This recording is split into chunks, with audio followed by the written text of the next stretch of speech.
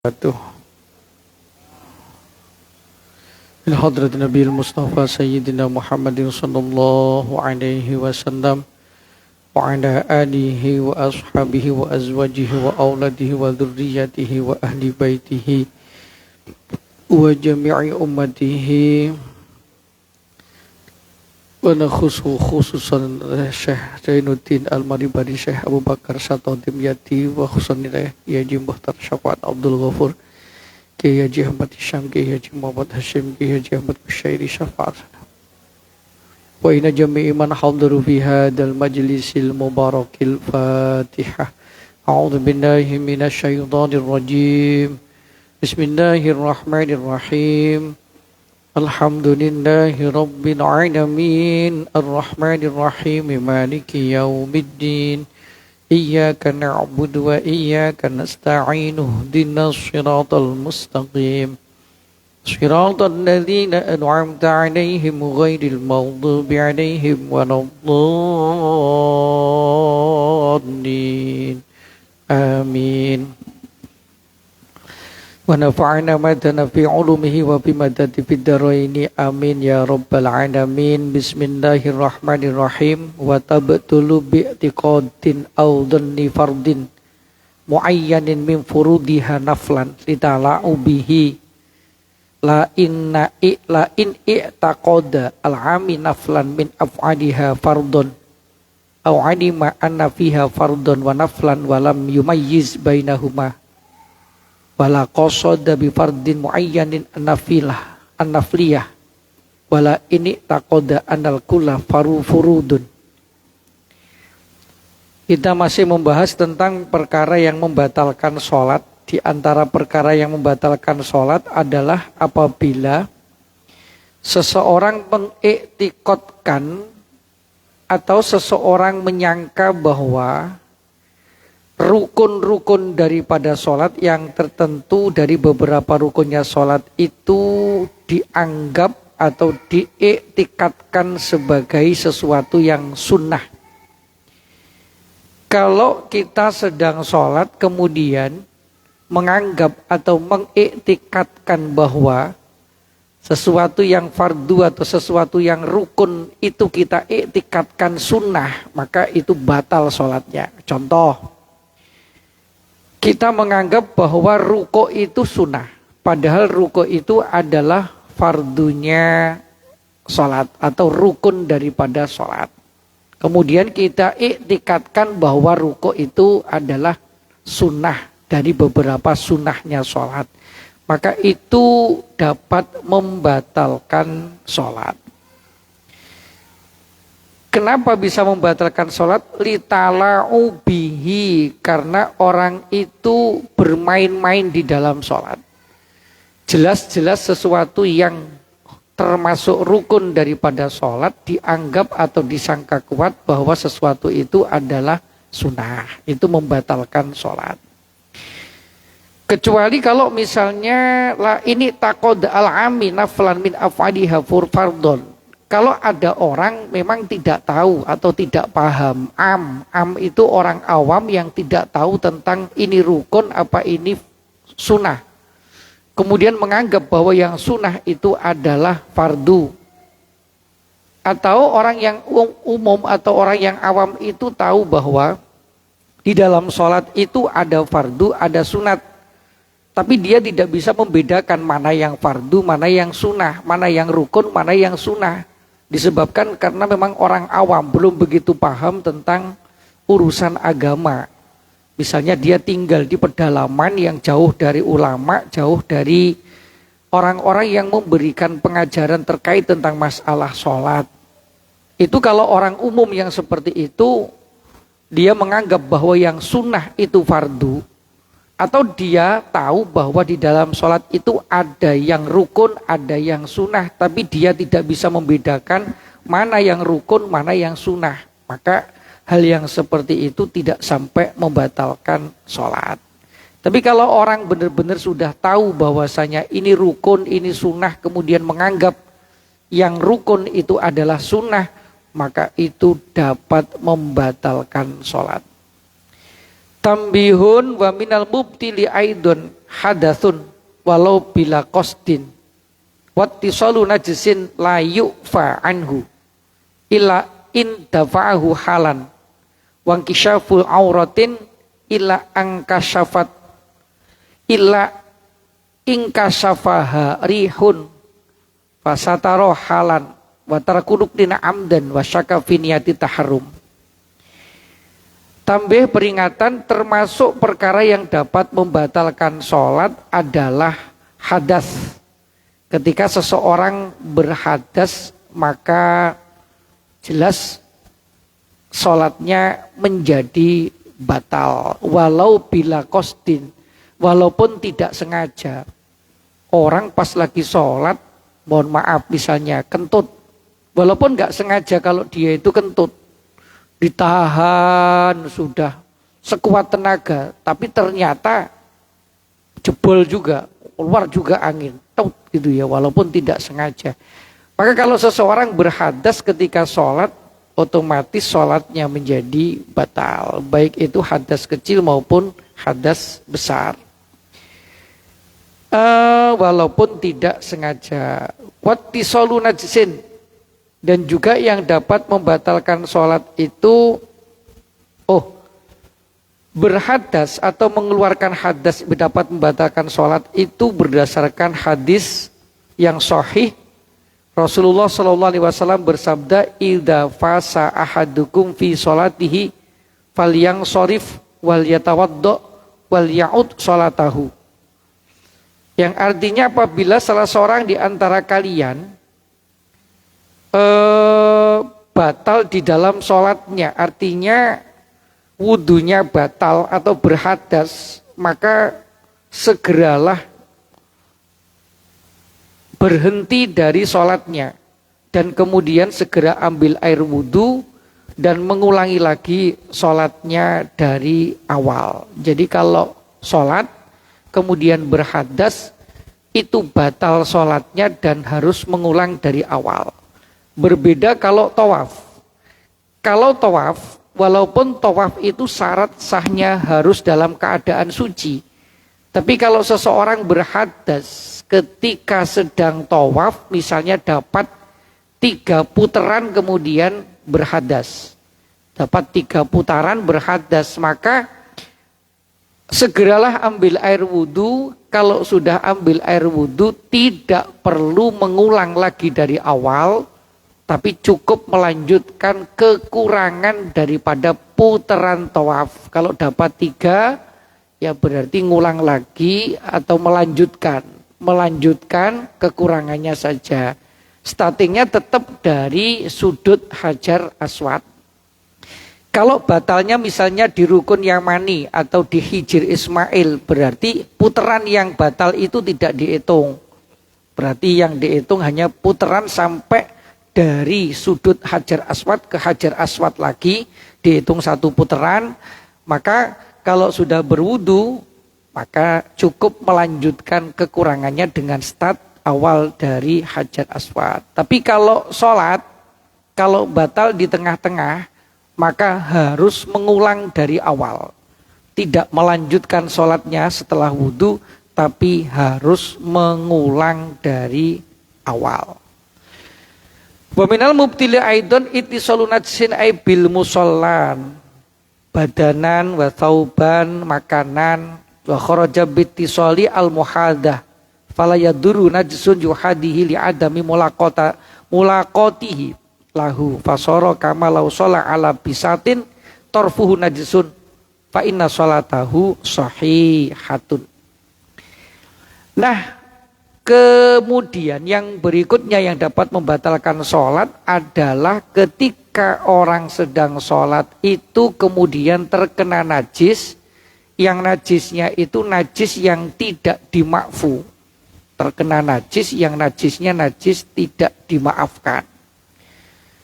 Dalam hal ini yang terkena najis, apakah itu yang terkena najis adalah tempat sholatnya atau badannya atau pakaiannya? Karena salah satu syarat sahnya sholat harus suci badan, pakaian dan tempat dari najis. Kalau salah satunya tempat sholatnya atau badannya atau pakaiannya terkena najis, yang najisnya najis tidak dimaafkan, maka jelas sholatnya menjadi batal. Apa najis yang tidak dimaafkan itu? Contohnya, misalnya pas kita lagi sholat, kebetulan kita punya anak kecil, anak kecilnya masih suka ngompol, kemudian dia tidak pakai pempes, pas naik di punggung kita, pas kita sujud, pipis pula, pipis di punggung, kena badan, ya otomatis batal sholatnya, karena itu najis yang tidak dimaafkan. Nah, termasuk kalau misalnya ada anak kecil, kita punya anak kecil yang laki-laki yang belum khitan atau perempuan, walaupun itu dipakai pempes, tapi sudah lama pakai pempesnya, sudah sekian jam yang lalu. Sekian jam yang lalu anak kita ini pakai pempes. Kalau perempuan, kalau laki-laki walaupun pakai pempes, tapi dia belum khitan, walaupun baru saja dimandikan, dibersihkan, kemudian anak kita itu belum pipis, yang laki-laki. Kalau dia itu kemudian mengenai badan kita, atau pas kita sujud yang paling sering itu numpang di punggung kita dalam waktu yang lama, kemudian kita melamakan sujud sebagai wujud kasih sayang kepada anak. Sebab kalau kita nanti bangkit dari sujud, bisa jadi anak kita yang numpang di punggung kita minta gendong itu terjatuh, dan itu akan membahayakan, sehingga kemudian kita lamakan sujudnya. Anak kita yang laki-laki belum khitan itu numpang di atas punggung kita. Secara fikih berarti kita ini bertemu dengan sesuatu yang najis yang ada di bagian luar. Sebab anak laki-laki yang belum khitan itu ketika dia pipis, maka sisa pipisnya itu akan berada di ujung kelamin yang tertutup dengan kulfah. Kulfah itu bagian kulit yang menutup ujung kelamin. Dan ujung kelamin itu termasuk bagian luar yang wajib dibasuh ketika istinja. Sehingga kalau anak itu belum khitan, kemudian pipis, sisa pipisnya itu masih ada yang tersimpan di balik kulfahnya, maka sejatinya anak itu masih membawa najis di bagian luarnya. Sehingga kalau numpang di punggung kita dalam waktu yang lama, berarti kita bertemu dengan sesuatu yang najis di bagian luarnya, maka sholat kita batal. Loh, Pak, berarti anak kita najis? Loh, tidak. Maksudnya anak kita yang belum khitan tadi itu yang laki-laki, dia itu masih membawa najis di bagian luarnya. Di mana najis itu? Yaitu sisa pipis yang tersimpan di balik kulfahnya, di dalam kulfahnya, di luar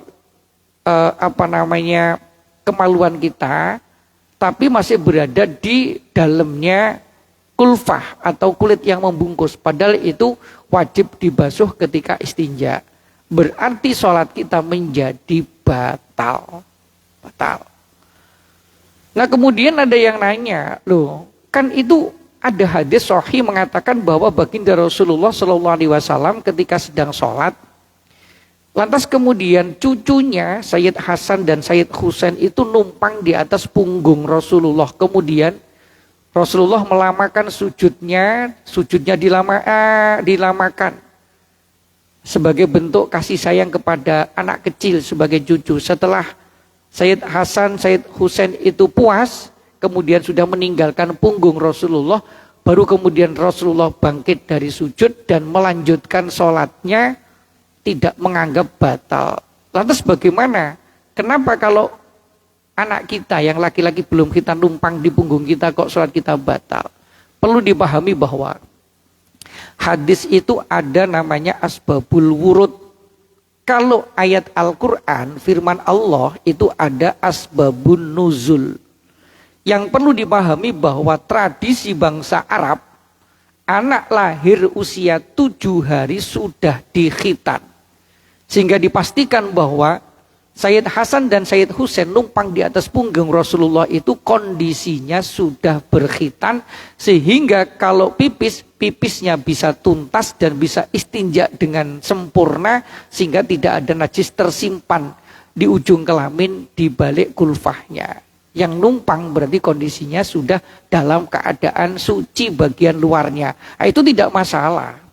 Yang bermasalah itu kalau anak laki-laki kita belum khitan, maka itu sejatinya masih membawa najis di bagian luar yang seharusnya wajib disucikan saat istinja, tapi tidak memungkinkan karena tertutup dengan kulfa. Maka ini yang harus benar-benar hati-hati. Ittisalu najisin layu fa, yang tidak dimaafkan itu benar-benar membuat sholat kita batal. Apakah tempat kita yang terkena najis, badan kita yang terkena najis, atau pakaian kita yang terkena najis, maka itu dapat membatalkan sholat.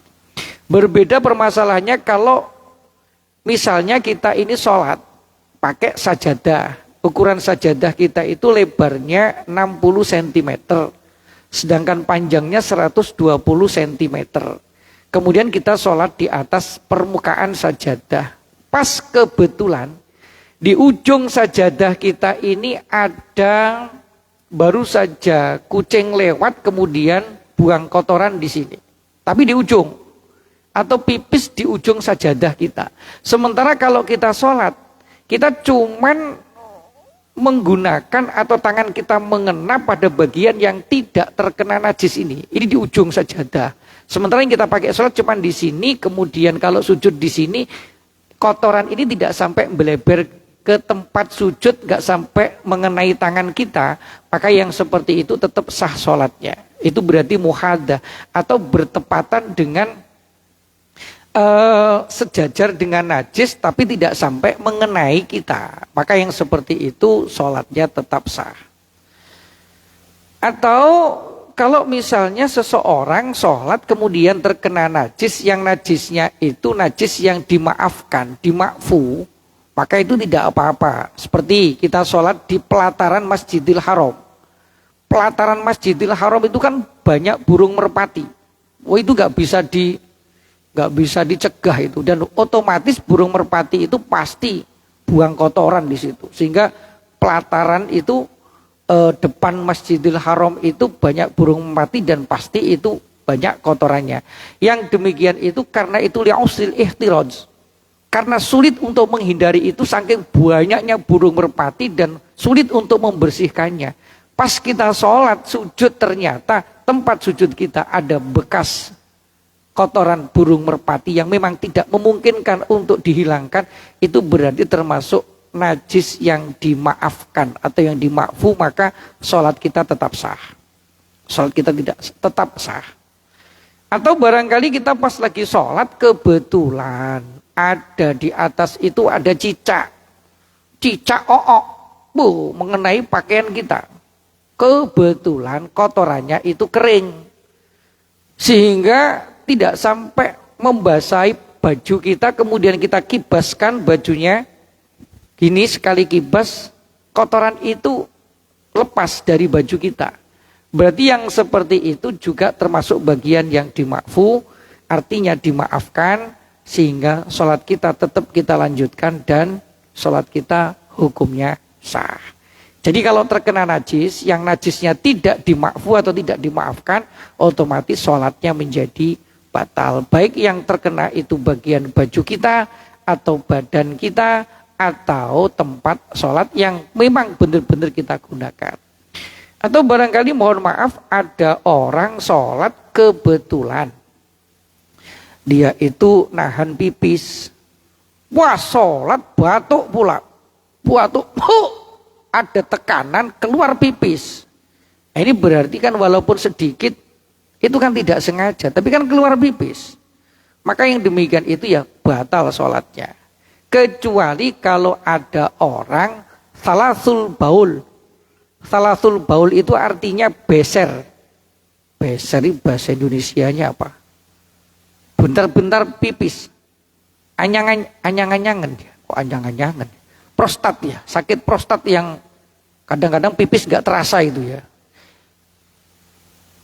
klepnya atau deratnya sudah agak kendor, jadi sudah nggak bisa dibenerin, itu sudah jalan aja batuk sikit, jadi memang itu nggak bisa ditahan yang seperti itu. Kalau memang nggak bisa ditahan yang seperti itu, maka caranya itu harus sholat seperti sholatnya orang yang istihadah. Bagaimana sholatnya orang yang istihadah? Orang itu hanya boleh berwudu setelah masuk waktu sholat, dan kemudian sebelum berwudu maka pipislah dulu. Setelah pipis kemudian dibersihkan, istinja dengan bersih. Setelah istinja dengan bersih maka sebaiknya gunakan pempes. Pempes orang dewasa itu. Setelah pempes kemudian barulah pakai sarung. Setelah itu ambil air wudhu dan segera lakukan sholat. Kalau ternyata nanti di tengah-tengah sholat kemudian tidak tahan karena memang beser baul, maka keluar pipis, maka itu tidak jadi masalah. Karena itu dimaafu atau dimaafkan disebabkan karena memang itu sakit atau penyakit. Demikian juga wanita yang terjangkit istihadah. Wanita yang terjangkit istihadah itu secara hukum dia masih wajib hukumnya untuk melaksanakan sholat walaupun darahnya masih keluar. Istihadah itu apa? Istihadah adalah darah penyakit. Misalnya ada wanita yang keluar darah lebih dari masa 15 hari. Haid kok lebih dari masa 15 hari, sudah hari ke-16. Maka wanita itu harus segera mandi dan melakukan sholat. Sholatnya sholat orang istihadah. Walaupun pas nanti pada saat dia sholat masih keluar darah, itu tidak jadi masalah. Hukumnya tetap sah sholatnya. Tapi caranya dia harus sholat seperti aturannya orang yang istihadah. Apa aturannya? 1, dia hanya boleh bersuci setelah masuk waktu sholat. Misalnya masuk waktu sholat isya itu jam 7:33. Kok wudhu pada saat jam 7:20 masih belum masuk waktu isya, langsung dia wudhu untuk melaksanakan sholat isya, itu tidak sah. Harus nunggu adzan dulu, kemudian masuk waktu, kemudian pipis, dibersihkan istinja. Setelah itu kalau perempuan istihadah dia harus ngambil kapas. Ngambil kapas kemudian jongkok disumbat dengan kapas, kemudian pakai pembalut, kemudian dilapisi dengan celana dalam, baru kemudian dia ambil air wudhu dan melaksanakan sholat. Jika di pertengahan sholat kemudian darahnya keluar karena memang dia masih mengeluarkan darah dan darah itu darah istihadah, maka itu tidak jadi masalah, sholatnya tetap sah. Karena ini memang sudah dalam kondisi-kondisi yang darurat. Makanya terkena najis yang tidak dimaafkan atau yang tidak dimaafu, maka itu dapat membatalkan sholat. Yang berikutnya wangkisyafu auratin ila inkasyafaha rihun fasatarohalan. Yang membatalkan sholat adalah terbukanya aurat. Kalau aurat terbuka berarti sholatnya batal. Sebab menutup aurat itu termasuk syarat sahnya sholat. Hati-hati ini, mohon maaf yang ibu-ibu. Hati-hati dengan terkait tentang aurat. Misalnya pakai mekena. Mekena itu biasanya ada talinya di bagian kepala. Kemudian nariknya tali ini agak terlalu kuat. Begitu ditarik ke belakang otomatis bagian sini ini nampak rambut. Kalau rambut nampak berarti itu nampak aurat. Sholatnya tidak sah. Atau mohon maaf ada tipe perempuan yang model rambutnya itu dia agak maju, jadi tumbuhnya rambut itu agak maju, sehingga kalau dia itu pakai jilbab atau pakai mekena, itu kalau lancip begini biasanya rambut bagian depan ini kelihatan, disebabkan karena mekenanya lancip dan mekenanya itu sudah agak longgar, berarti bagian rambut depan ini kelihatan. Kalau itu terjadi berarti ya batal sholatnya. Tidak sah. Maka yang paling benar kalau perempuan pakai mekena itu sebelum pakai mekena seyukianya pakai namanya ciput atau apa itu ya, pelapis di sini dulu, kacu kecil atau handuk kecil atau apalah gitu. Itu dulu baru kemudian mekena, itu lebih aman. Termasuk yang mohon maaf mekenanya mekena yang masih dalam kategori terlalu kecil. Misalnya mekenanya itu agak cingkrang, belakangnya ngepir. Pada saat sujud, telapak kakinya kelihatan. Pada telapak kaki itu bagian dari aurat. Maka kalau itu terjadi, sholatnya batal. Termasuk juga pakai mekena yang terlalu modis. Model-model bordilannya itu lebar-lebar. Bordilannya itu lubang-lubang. Sampai hikayat launil basyaroh, bisa menceritakan warna kulit dari lubang bordil itu karena ikut mode. Maka yang seperti itu juga batal sholatnya karena dianggap terbukanya aurat.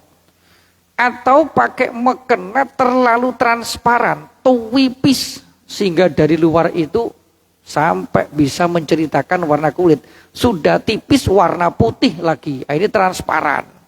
Kalau warna hitam atau warna gelap masih mending. Ini warnanya putih tipis sehingga kelihatan dari luar. Maka itu termasuk inkisyaful aurat, terbukanya aurat. Maka hati-hati betul. Karena memang auratnya perempuan ketika sholat itu seluruh anggota tubuh kecuali muka dan telapak tangan. Telapak tangan yang dalam hal ini batasnya adalah bagian pergelangan. Jadi telapak tangan yang bagian belakang ini, punggungnya telapak tangan ini boleh terbuka. Sehingga kalau perempuan bepergian nggak pakai mekena, dia sudah pakai baju yang syar'i, kemudian udah pakai mansetnya sampai di bagian pergelangan, di bawah sudah pakai kaos kaki, maka langsung sholat nggak perlu mekena, sudah sah, nggak harus pakai mekena. Yang penting tertutup auratnya. Walaupun di bagian punggungnya telapak tangan ini tidak termasuk aurat, ini boleh kelihatan. Batasnya sampai kuaini, pergelangan, ugel-ugel bahasanya, pergelangan itu batas auratnya perempuan. Jadi rambut termasuk juga bagian daripada aurat. Dan juga yang sedikit perlu hati-hati, mohon maaf, di bagian bawahnya dagu. Karena yang dimaksud wajah itu di dalam sholat adalah mim mabda'i tasdihil jabhati ila muntahal dakoni. Jadi tumbuhnya rambut di kepala sampai ujung dagu. Nah yang belakang sini, yang bawah sini kadang-kadang ada yang mekena itu terlalu ke sana sehingga nanti nampak di bagian bawah itu. Itu juga hati-hati. Makanya ada jenis mekena yang di sini ada kain kecil sehingga ini menutup bagian dagu, bawahnya apa namanya? Bagian sini dekat leher itu. Itu tertutup karena itu juga bagian daripada aurat ketika sholat. Jadi kalau inkisyafu aurat, terbukanya aurat bisa menyebabkan batalnya sholat. Nah kalau misalnya ila ingkasyabharihun fasatarohalan. Kalau seandainya seseorang sholatnya itu di lapangan atau di tempat terbuka, pas lagi sholat angin kenceng meniup, wah, pas lagi sholat angin kenceng niup, kemudian sarungnya itu kesingkap, kelihatan aurat. Kalau kita bisa dengan cepat segera menutup kembali, maka sholatnya tidak sampai batal. Tapi kalau kemudian tidak bisa untuk menutup dengan cepat dan aurat itu terbuka, maka ya sholatnya menjadi batal.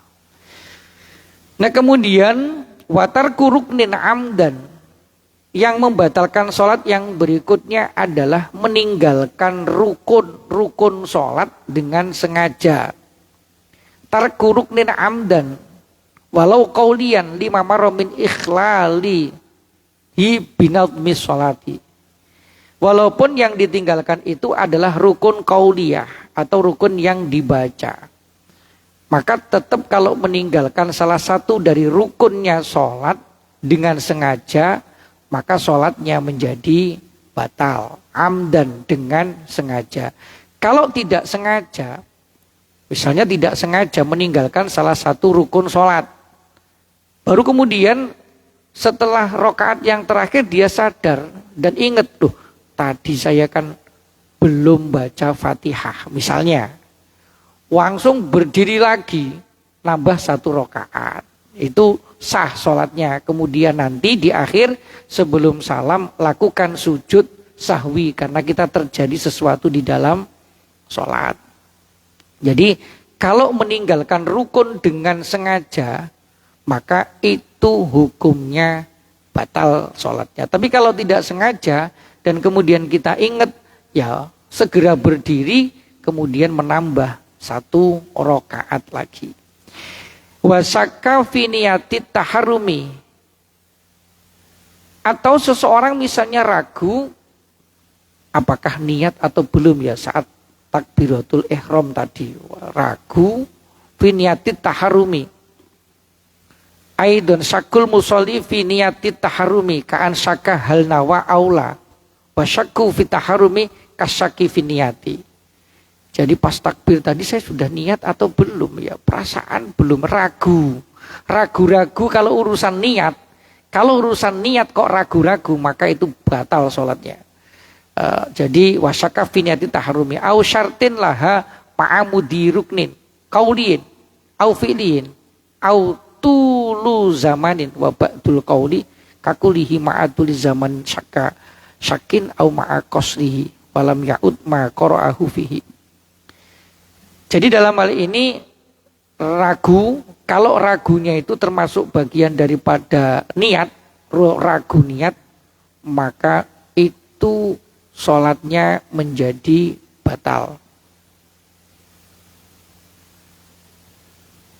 Au syartin laha ma'mudi ruknin qaulin, atau syarat-syaratnya niat, ay fi syartil niyati fayabtiluhu wa syurutuha salasun nadmuha bi ba'diya bi qauli.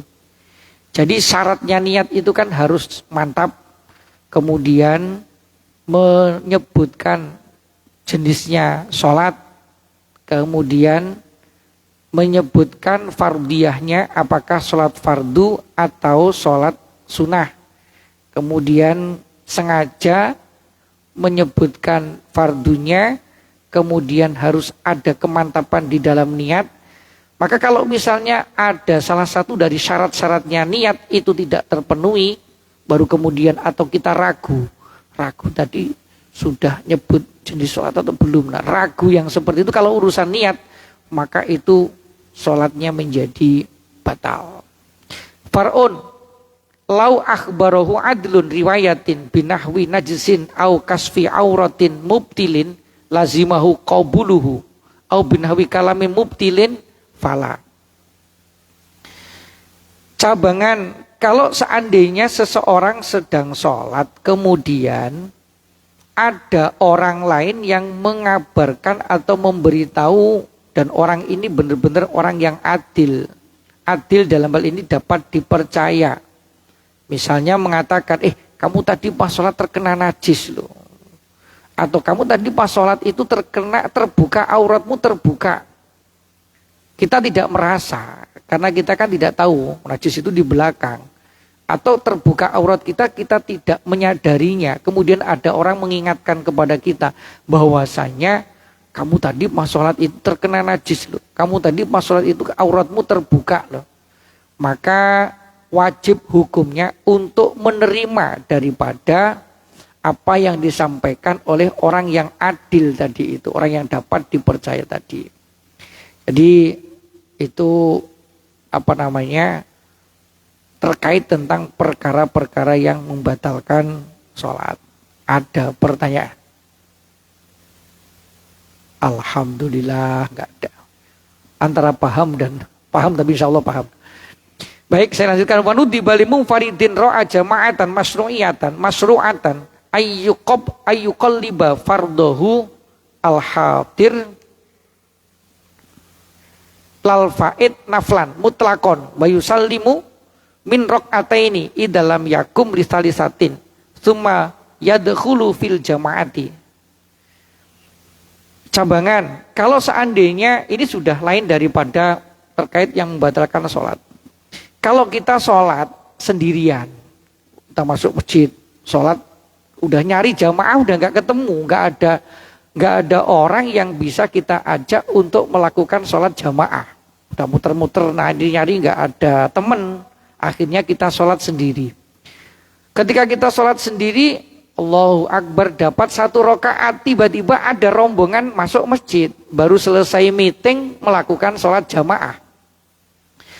Padahal tadi waktu kita sholat, tidak ada orang yang kita ada sholat berjamaah. Kita baru dapat 1 rakaat. Kemudian ada serompok orang datang ke masjid untuk melakukan sholat berjamaah. Maka dalam hal ini kita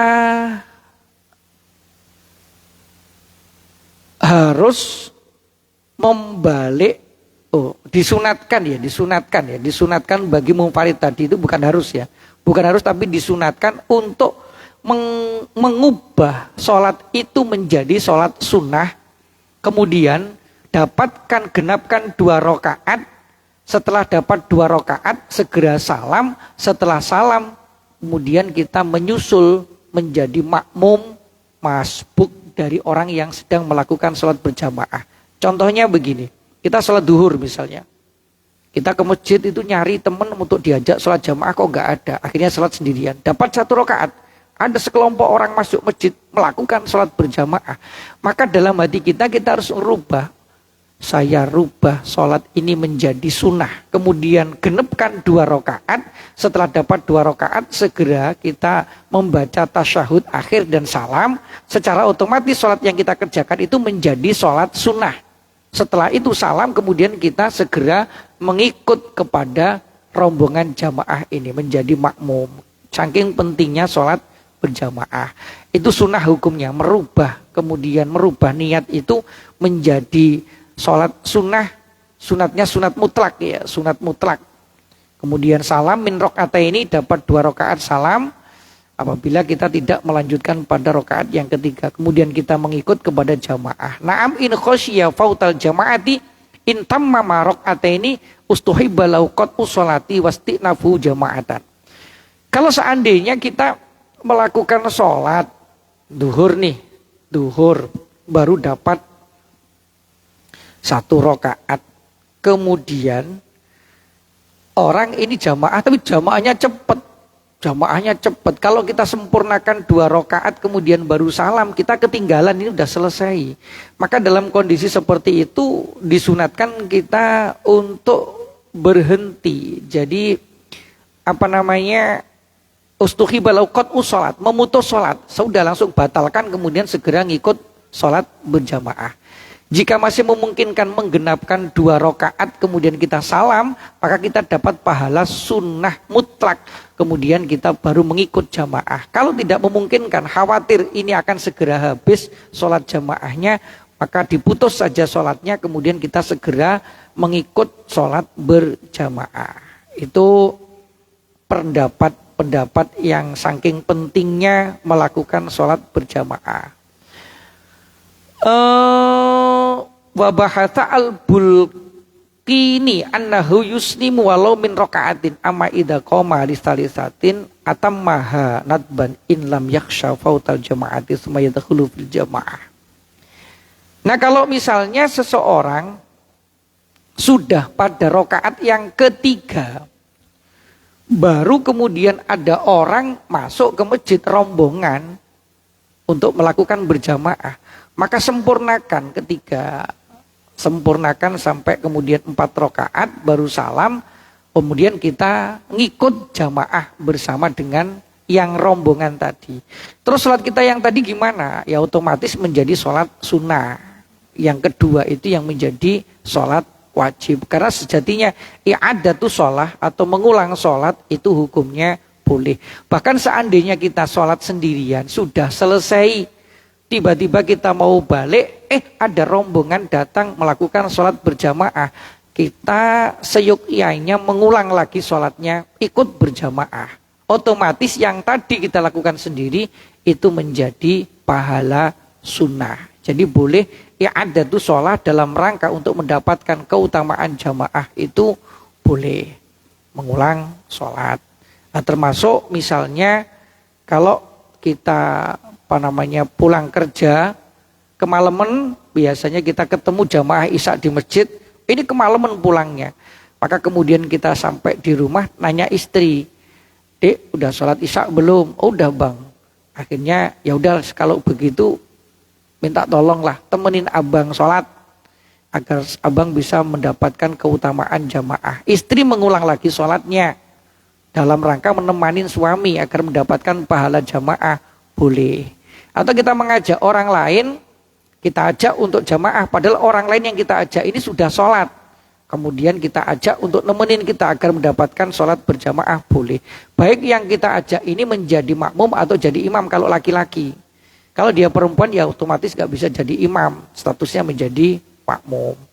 Dan yang demikian itu boleh, ya ada tuh sholat boleh. Jadi saking pentingnya sholat berjamaah sehingga agar kita bisa mendapatkan keutamaan berjamaah. Sebab jamaah itu pahalanya sangat besar. Di samping itu juga jamaah itu lebih berpeluang sholat kita itu diterima oleh Allah Subhanahu wa ta'ala. Faslun fil adani wal iqamah. Huma lughatan al-i'lam wallahu alam bisawab. Subhanakallahumma bihamdik asyhadu an la ilaha illa anta astaghfiruka wa atubu. Apa? Boleh.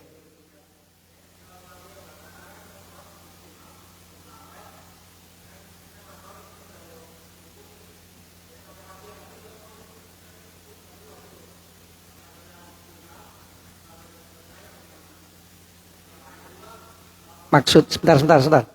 Bapak cepat kali ngomongnya.